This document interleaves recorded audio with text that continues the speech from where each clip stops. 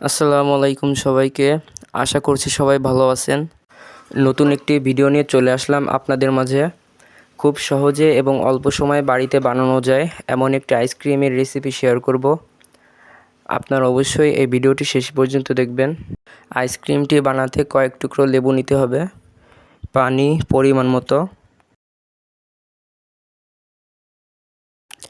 এখন লেবুর টুকরোগুলো চাপ দিয়ে রস বের করে নিতে হবে।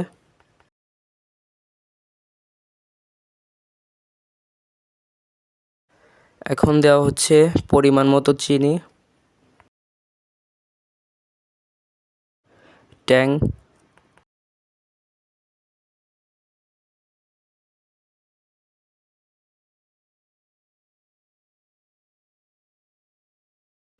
একটু লবণ।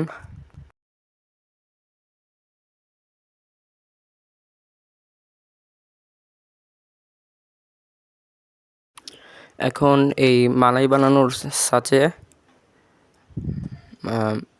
মিশ্রণগুলো ঢালা হবে।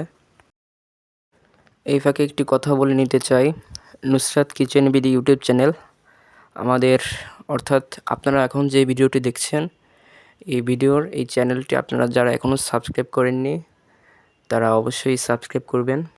তাহলে নতুন কোনো ভিডিও আপলোড করা হলে সবার আগে আপনার কাছে নোটিফিকেশন চলে যাবে।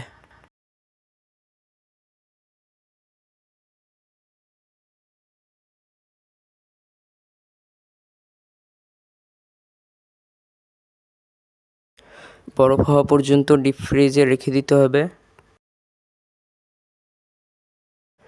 ভিডিওটি দেখে ভালো লাগলে অবশ্যই একটি লাইক দিবেন।